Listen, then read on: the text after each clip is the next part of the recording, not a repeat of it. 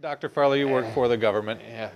What, in your opinion, um, can our health freedom be turned around when it comes to the pharmaceutical industry and the FDA and the American Medical Association, and your knowledge of how some of those things work?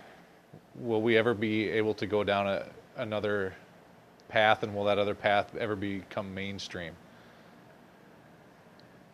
In Australia, they realized that allopathic medicine was not curing the diseases. And Australia passed a compassionate law.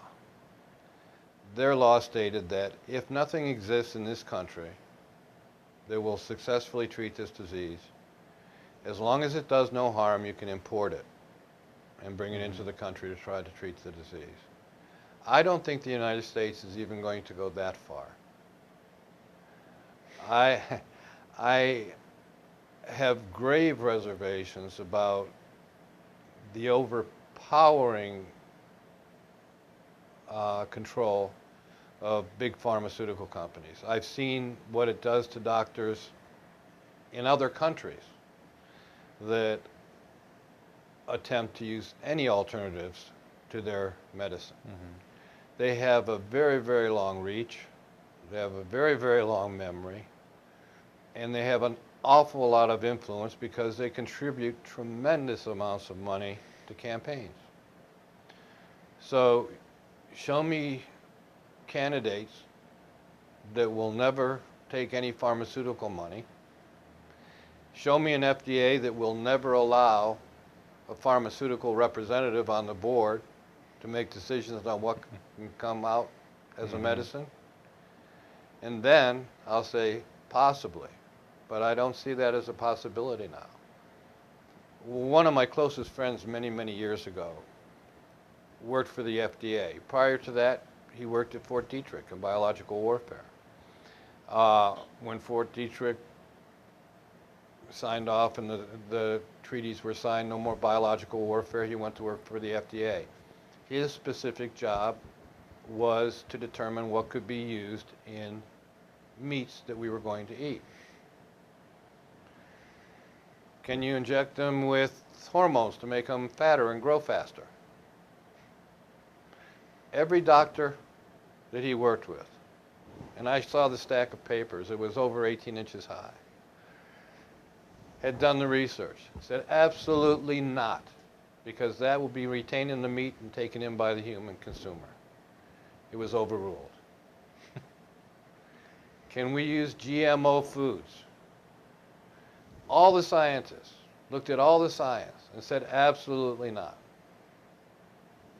Overruled. So the doctors that really know medicine are not making the decisions on what medicine should come out. The pharmaceutical industries are. And as long as they're influencing the politicians, I don't see any other direction the United States can go. We need leadership to keep our freedoms. And as I said before, I honestly believe it's a constitutional issue, the right to life issue. We should have that right to choose. But when I was first licensed as a naturopath, it was in North Carolina. It's now a felony to practice naturopathy in North Carolina. Was it due to some huge influx of lawsuits against naturopaths? No. Was it because they were being successful? Yes. A naturopath set up one of the best laboratories in the country to actually determine whether you have a healthy immune system or not, and then sold it.